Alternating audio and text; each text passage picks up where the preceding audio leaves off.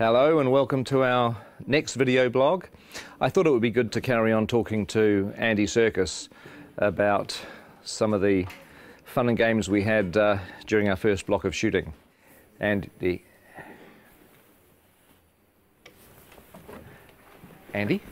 Where is he?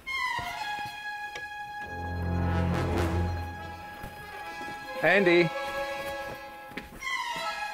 What is this place? This isn't Wellington.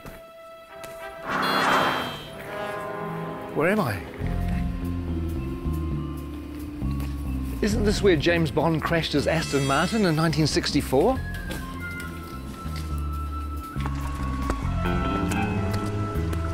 And isn't this where Red Grant trained to be an assassin at the beginning of From Russia with Love?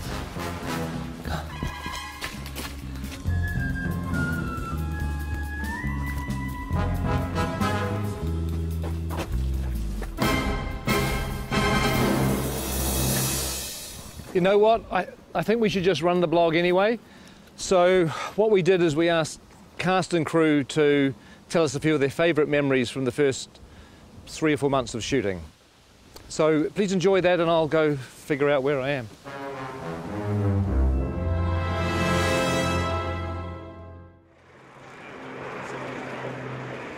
What are the things that stand out for you the most from the first block? I think for me, my favourite stuff we've done so far has been Gollum's cave. Was that precious? The way that Pete did that scene, it felt like I was watching a play. It was sort of like you could just sit back and watch these amazing guys do their thing. Him and Martin together were fantastic. It was really cool. Trying to get back into the head of Gollum. I don't know if I ever told this, but it felt like kind of doing an impersonation of a character that I played Yes. a long time. It was weird because it was like, you know, having to re-own it again. Yeah, it was pretty cool. It was a nice way of starting. I felt sorry for Martin because he was suddenly thrust into having to find the character of Bilbo and have to deal with you for a whole week, going at him the whole time. I mean, it must have been a bit intimidating. Blazes and splashes. That's a meaty mouthful. Yeah. It's going to be a good movie. Check it out. After 2 years of, oh my God, when are we ever going to shoot this film? We had 13 dwarves and a hobbit. We might have had a wizard as well. And suddenly, it's real. Seeing the sets were like amazing. That was true. I mean, coming to Bag End for the first time and walking through. That was our first day, wasn't it? It was, first day on the job. That was amazing. Can you name them? Name the dwarves. Ori Dori Nori, Biffa Bobba, Biffa... Biffa Bobba Biffa, Ori Nori, Nori. I can never remember. See, that's the problem. You can't even remember who they are. You have Philly and Killy. There's Thorin, and there's Loin, and there's Oin, and Dwalin and Balin, and there's Biffa, Boffer and Bomber, and then there are the 3 Dori, Nori and Ori. I think that's it, isn't it? I think so. 13 Dwarves is one of the reasons why I dreaded The Hobbit and why I really didn't think I was going to make it for such a long time. But the irony is it's turned out to be one of the joys of the film. Oh my God.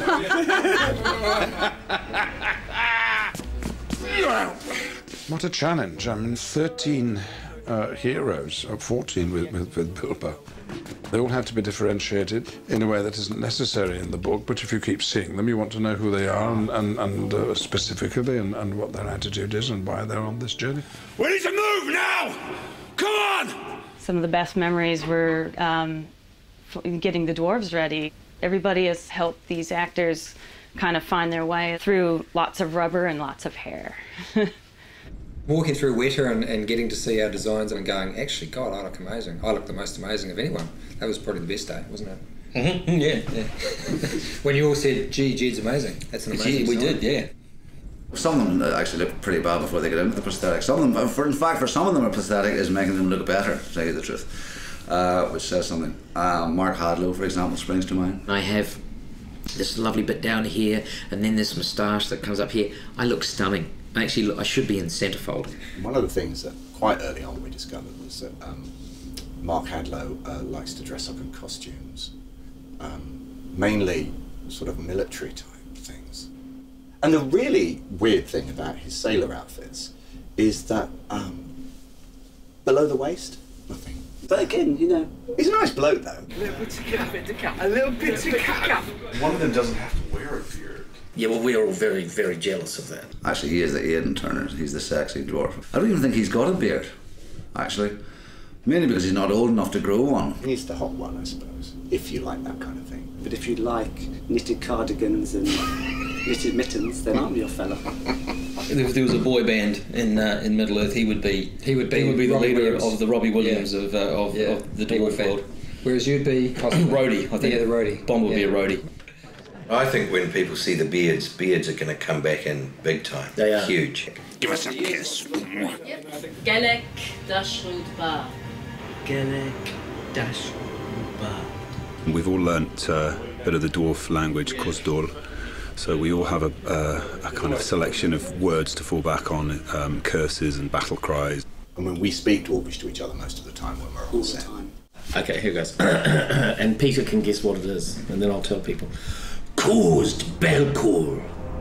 Caused Belcour. Caused Belcour. Peter? It means mighty dwarf.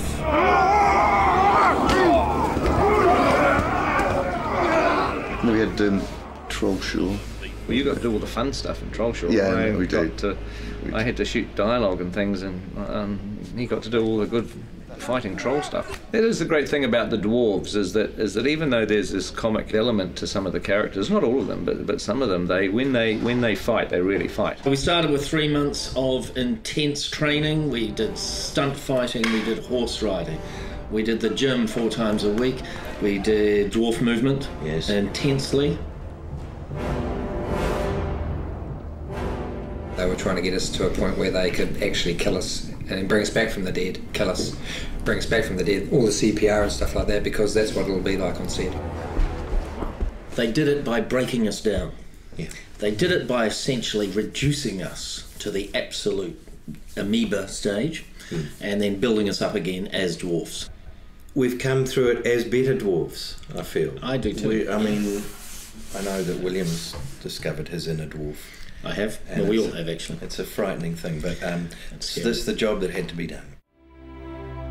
If I could say key moments in Block 1, arriving in Rivendell and meeting Elrond and dining at his table, it really feels like you're stepping into Middle-earth. There are some who would not deem it wise. What do you mean? You're not the only guardian to stand watch over Middle-earth. I remember it now, but later on. I love working with Hugo and Kate back in Rivendell again. That was fantastic. Hello. Welcome. I still can't quite get over being on set with Ian as Gandalf, and then Kate Blanchett with Galadriel and Hugo with Elrond, and you just feel like you step back into a movie again. It's kind of weird. Is this a new one? This is different. Yeah, different one. High points really, I think, was getting Kate Blanchett with a long train. Beautiful. Kate, that's beautiful. Maybe that is. They're all going to want one. Just don't ask me to walk anywhere. One of the things that I like is that we're getting a little bit of the music into the movie too, the songs. Tolkien wrote quite a few songs for The Hobbit. I got to sing a song. You want to hum a few bars for us now? Oh, it's a classic song. It's after sort of Cole Porter, Gershwin, that type of thing. There's an inn, there's a merry old inn beneath an old grey hill. He squeaked and soared and quickened the tune while the landlord shook the man in the moon. It's after 3, he said. I think it'd be great if Dwalin just yelled the whole thing. Yeah. So the cat in the middle of the way, They'll swallow the tipsy cat. Is this the Metallica version? Who is this? That's the Metallica version. Well, I'll be singing at the Oscars is a different matter, but hopefully some people might sing it in the shower. Excuse me. I think this is a Peter Jackson question. Which dwarf would you like to invite to dinner? Well, I wouldn't invite any of them except myself. I'm afraid that the table manners aren't of the best. But you get your fist when you do that! They would not want Biffa over for dinner. He would be like the bottom of the line.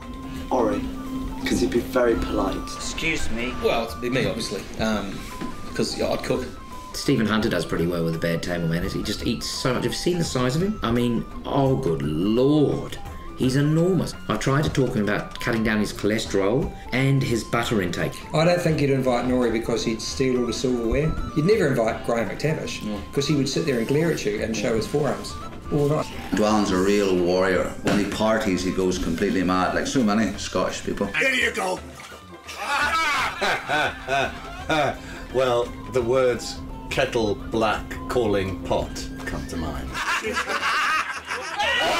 I don't think you'd invite any dwarf to dinner, actually. I wouldn't have them all together, though. Not 13, maybe a couple at a time. Special person to meet here, John Rhys Davies. It was fun on one of the days that we were in Bag End with the dwarves that John Rhys Davies came to visit. Oh, yeah? And it was great to introduce him not only to Gloin, who's his father in the story, but also to all the other dwarves.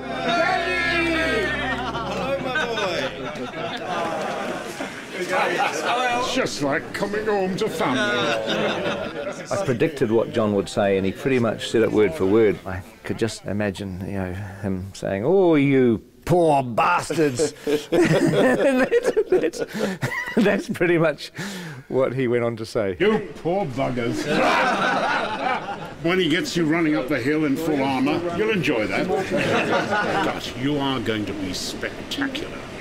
And you'll be chased by women all around the world. but only if you're in costume and makeup. Okay. All right. We've been here since January the 13th. So what is that, 5 months? And we haven't even scratched the surface. Who are you doubling, Pete? Hey, I'm doubling Stanley Kubrick. One of the biggest moments was when we all put our gear on and we all stood together, sort of looking around at each other into the characters' faces. To stand in a circle and look at the guys that were going on the quest, I got a real tingle up my spine. Lovely, thank you, that's terrific. I think we can check the gate on that.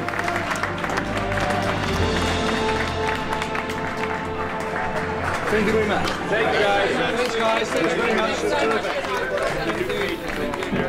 Thank you. Bittersweet moment, but it's time to leave. Hasta la vista. Then driving off. I'm waiting for somebody, sorry. It could have been you. I know. Just go. Oh, really? Yeah, just go.